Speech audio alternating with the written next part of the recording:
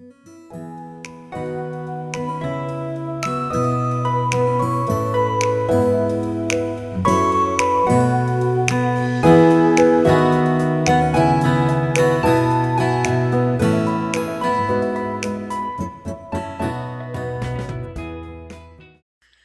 friends, and welcome to the Lopsided Crafter Loom Knitting channel. My name is Erica. You can find me on all the socials as either the Lopsided Crafter or Lopsided Crafter. Now, if you search for me on YouTube, you might find my previous channel, which I did a lot of my original sock loom videos on, but they're all over here now. So when you're looking for me, look for the Lopsided Crafter Loom Knitting channel over here on YouTube. I don't have a lot to share with you today. I did not get much knitting done, so there's no more really to show on the two socks that I showed previously. I spent the majority of the day yesterday working on the book. It is just to about the point where I'm going to actually start putting the patterns in the book. There are a few that I want to remake because I'm going to be highlighting specific parts of a sock without going into detail because it's all secret now. So, having been working on the book yesterday, it came to me from a comment that I read a couple weeks ago. So I thought today what I would do is share with you the anatomy of a sock and how that translates to the loom. So let's head to the table. I'm going to show you the different parts of a sock, what they're technically called, and then we're going to look at that same thing on the loom. So here we go. So before we even start a sock, we really should understand the anatomy. Most of your patterns will say a specific part of the sock. So this is a little video to help you understand what they are talking about when they're talking about specific places. Each part serves a specific purpose, and knowing where one ends and the next begins is how you maintain control of your project. So we're going to go over the different landmarks. We're going to start up here with the cuff. The cuff is either going to be your anchor or the encore. It totally depends on whether you are going cuff down, which means you are working down the sock, or toe up, which means you're working up the sock. There are different advantages from working both ways. A lot of people like to work toe up because if they have a certain amount of yarn, they know that they can work up and stop. On the flip side, a lot of people like to work cuff down because they don't want to do a particular cast on for the toe. It doesn't matter. There's no right way or wrong way unless it is specific to a heel. There are certain heels that can only be worked cuff down or toe up. Sometimes you just find your groove. I prefer on the needles, toe up.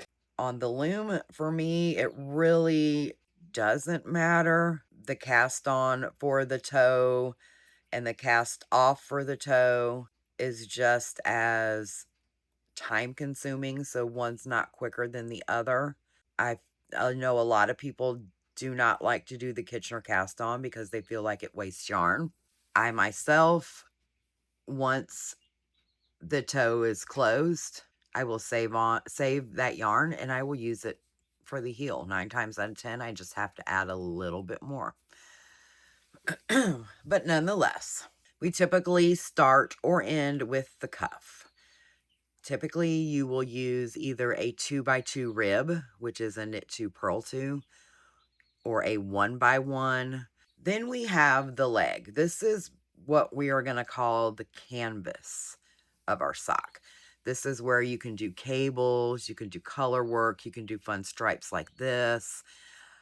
Anything that you can think of, the whole leg, the front and the back, that is your canvas. Then we have our heel. This is our pivot point. This is where we do our nice turn and we go from knitting in this direction to now knitting in this direction. Across the top of our foot right here is our instep. So if you have the sock open,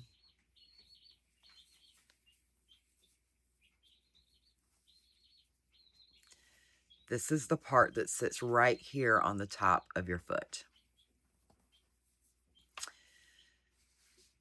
If you find that the instep slouches, that means you need more of a heel turn, more depth. Maybe you need more stitches. Maybe you need a bigger gusset, which is this part of your sock.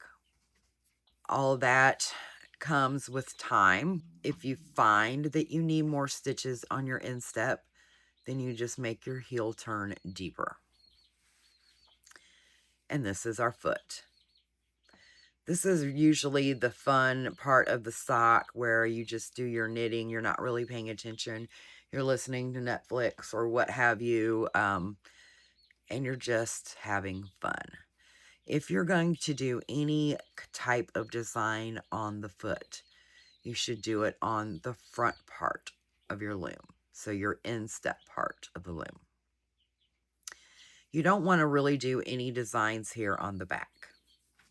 You want to keep this part structured because this is the part that is on the bottom of your foot. And then finally, we have our toe.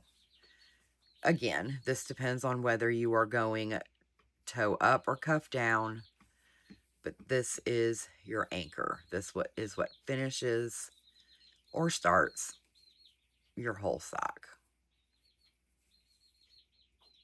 So what does that mean when you're looking at the loom?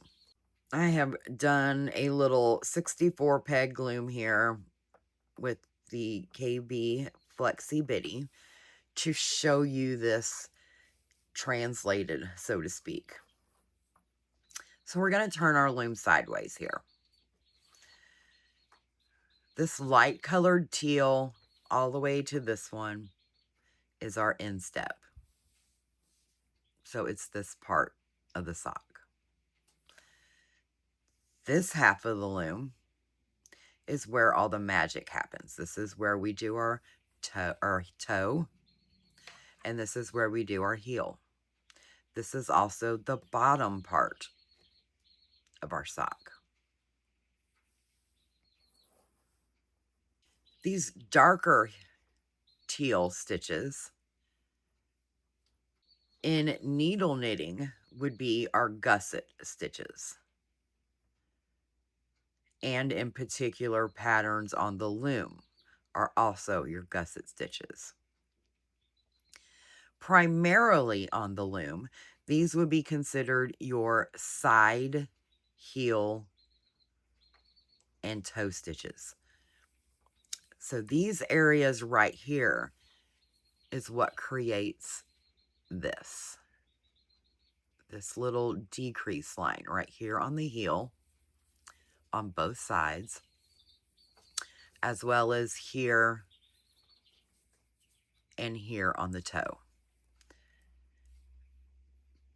This part right here is the heel bed. So these are our center heel and toe stitches.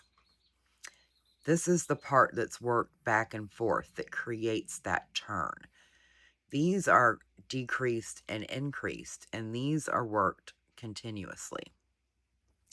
So these are our center. So for the heel, That is this part right here. You see how it turns? That is because we did our increases and decreases here. The same for the toe. That center part of your loom is this right here. Your increases and decreases are done here. If you find while working on your socks that you need more increases and decreases, you need more depth to your heel or maybe your toe, you need more stitches going in, or maybe you need more stitches in your center. There are ways that you can change that on the loom. The typical way to do this on the loom is that you take the amount of pegs that you have, you divide that by 2. So we've already done that here. So the first 32, which is our instep, and the second 32, which is the back of our foot. Then we take the back of our foot and we divide that by 3. That is what gives us our shaping area, our side stitches and our center stitches. If you find this isn't enough, there's a simple thing that you can do. You can actually go into your instep and borrow some of these pegs. But one thing to keep in mind is that these 2 side stitches, the 2 sides, have to be equal. So that ensures that your increases and your decreases are the same on both sides. If they're not, then your center here is going to be lopsided. So if you need more depth, you can borrow. Say you need 6 more pegs. So you borrow 3 from each side. And this is just something that you have to play around with to find what works best for your foot. So now you have these extra side stitches. But say, okay, I don't need the extra side stitches, but I need the extra stitches here in the middle. We can change that too. We're going to add 6 extra stitches to the middle. But if we add the 6 extra stitches to the middle, we kind of need to keep this the same. Because if we go in 3 on this side, we're taking away from those side stitches. So if you're going to borrow 3 from here for the middle, you still need to move 3 over here. So what that does now is that creates a wider toe bed and heel turn. So this part right here would be wider, but you would still have the same depth on the side. Maybe you need to go the opposite way. Maybe you need something smaller. You would just move your pegs in. Remember that these outside numbers have to stay the same. So that's the anatomy of the sock and how it is translated to the loom. I hope you found that helpful. And as always, if you have any questions, please don't hesitate to ask them below and I will do my best to answer them. That's all I've got for you this week. Until next time, stay happy, stay cozy. I'm going to try to stay dry. And may all your socks find their matches. Bye.